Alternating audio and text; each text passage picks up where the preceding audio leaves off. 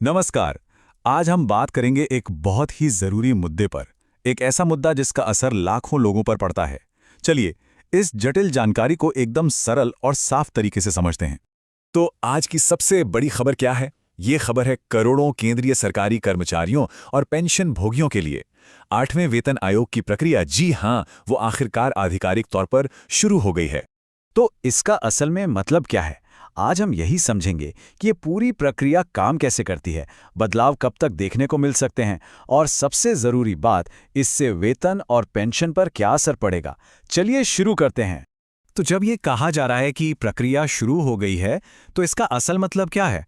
देखिए, इसका सीधा सा मतलब है कि सरकार अब सिर्फ बातचीत नहीं कर रही, बल्कि ठोस कदम उठा रही है। मतलब अब ये सिर्फ अटकलें नहीं रही, अब असल कार्रवाई शुरू हो चुकी है। और हाँ, एक तारीख है जिसे नोट कर लेना चाहिए, 13 फरवरी 2026। इसी दिन आधिकारिक वेबसाइट लॉन्च हुई, जो कि एक बहुत बड़ा संकेत है कि मामला अब सच में आगे बढ़ रहा है। अब सिफारिशों पर काम पूरी गंभीरता से शुरू हो चुका है। लेकिन रुकिए, इस बार कुछ अलग हो रहा है, कुछ ऐसा जो वाकई बहुत महत्वपूर्ण है।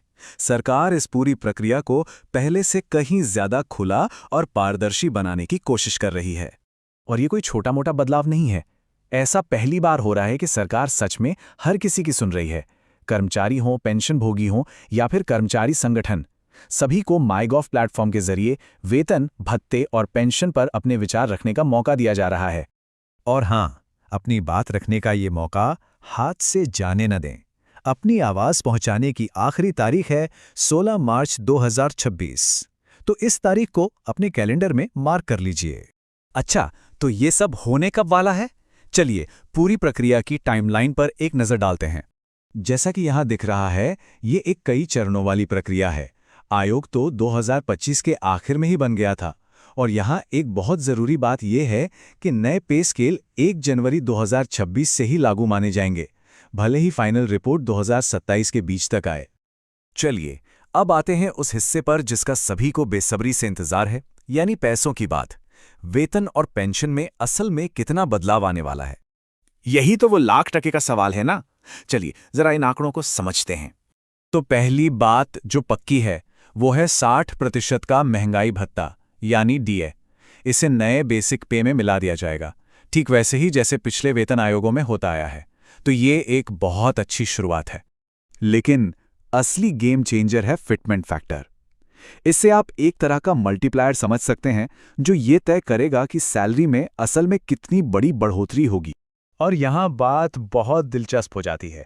एक्सपर्ट्स का अनुमान है कि अगर फिटमेंट फैक्टर 2.28 के आसपास रहता है तो मिनिमम बेसिक सैलरी 18,000 रुपये से सीधा 41,000 रुपये से भी ज्यादा हो सकती है। मतलब 2 गुने से भी ज्यादा की बढ़ोतरी। और ये अच्छी खबर सिर्फ नौकरी कर रहे कर्मचारियों के लिए ही नहीं है। पेंशन भोगियों की मिनिमम पेंशन में भी एक जबरदस्त उछाल देखने को मिलेगा, जिससे कई लोगों को बहुत बड़ी वित्तीय राहत मिलेगी। लेकिन रुकिए, बात यही खत्म नहीं होती।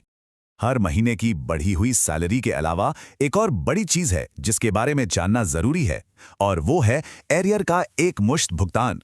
इसे ऐसे समझिए, भले ही बढ़ी हुई सैलरी बाद में मिलनी शुरू हो, लेकिन ये लागू तो 1 जनवरी 2026 से ही होगी। तो सरकार उस पूरे समय के अंतर का पैसा एक साथ एक मुश्त देगी। ये एक तरह का बड़ा बोनस चेक मिलने जैसा है। तो इन सारी डिटेल्स के बाद जरा एक कदम पीछे हटकर देखते हैं, बड़ी तस्वीर क्या है, इन सब से क्या खास बातें निकल कर आती हैं। सरकार के नजरिए से देखें तो ये सिर्फ सैलरी बढ़ाने की बात नहीं है। इसका लक्ष्य है लोगों की खरीदने की शक्ति को बढ़ाना, महंगाई से राहत देना, और जब लोग ज्यादा खर्च करेंगे तो पूरी अर्थव्यवस्था को एक बूस्ट देना। तो कर्मचारियों और पेंशन भोगियों के लिए इसका क्या मतलब है?